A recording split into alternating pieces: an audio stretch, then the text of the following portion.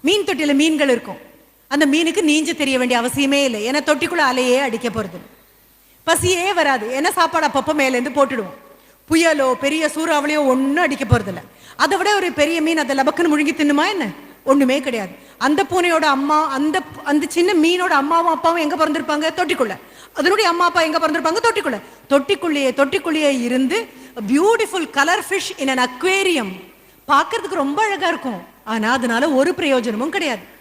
அதே சமயம் நீ திமிங்கலமான்னு யோசிச்சுப்பாரு. நீ திமிங்கலம்னா நீ எங்க இருக்கணும்? மீன் தொட்டிக்குள்ள இருக்கணும்.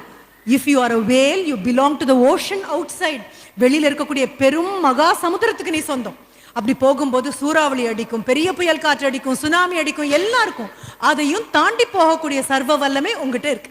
நீ முடிவு பண்ணு. நான் வெறும் மீன் தொட்டியில் இருக்கக்கூடிய அழகான மீன் தானா பாக்குறவங்க எல்லாம் பார்த்து ஆஹா நல்லா இருக்கு நல்லா இருக்கு, அவ்வளவுதான். வேற ஒரு கொண்டாட்டமும் கிடையாது. அதே சமயம்